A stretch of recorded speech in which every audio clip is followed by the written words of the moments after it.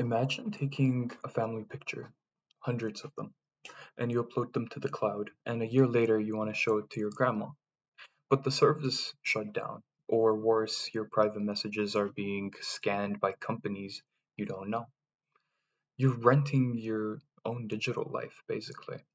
What if you could truly own it, save money in the long term, and keep it private as well?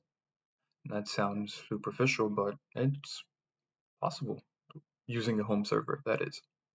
So, right now, we rely on big companies, big tech companies, but the system has three big problems.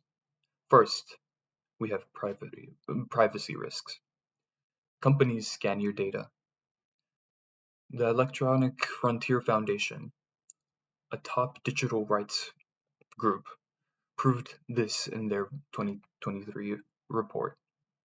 They showed major cloud services routinely scan your files for ads. Your private life is not so private. Second is losing control.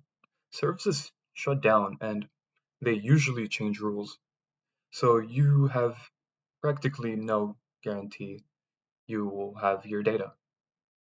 Tech journalist David Pierce explained this perfectly in the Wired magazine.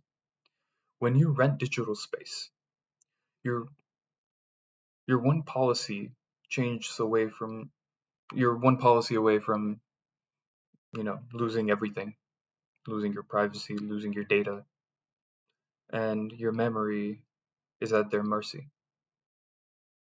3. Endless billing. Okay, let's be for real, We pay 20 bucks for data on Google Cloud or iCloud or, you know, Dropbox. We pay a lot of money to keep our data, and it adds up. A detailed study by Ars Technica, a trusted tech publication, crunched the numbers and they found that heavy users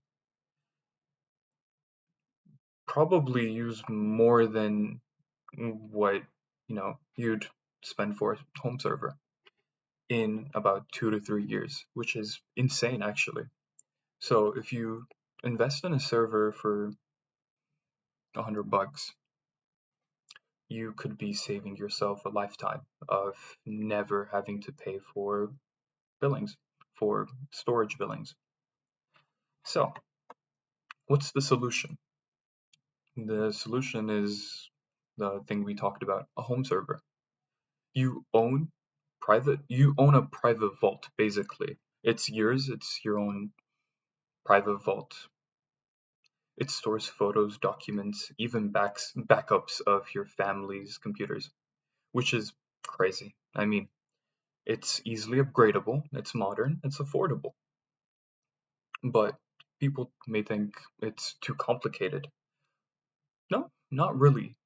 There are multiple resources out there, especially one that's Princeton University's tech department published a beginner's guide showing setups, and it's pretty simple. It's a step-by-step instruction that anyone can do, even someone without any tech background. But it's too expensive, people say. Of course, you have to invest $100 now and then, but why why invest more over time? Basically, you're paying what, let's say $10 a month for data. That's 120 a year. You can invest in a server $100 and boom, you're done. You don't have to think about that forever. Ars Technica's cost analysis showed long-term savings, even for people that don't rely on these servers, these online services. And even those people, they will make back their money in 2 to 3 years if they buy a server. And most importantly, privacy. in the age of AI, your privacy means absolutely nothing to companies. And this has to stop. If we take back our privacy, then we take back risk of us being known to AI and our data being trained for AI. So, picture this. Your photos are safe on your server, accessible anywhere in the world, different continents even, which is insane. But and never scanned as well. Documents back up automatically. You cancel 3 cloud subscriptions, saving you $30 a month. When a company announces a data breach, you're relieved that you don't have any of your information out there. And it just feels empowering for you to act more. And now imagine the alternative, paying $30 or more a month, being worried about the next hack, and being frustrated that the subscription you pay so much for isn't working the way it's supposed to. So, this helpless feeling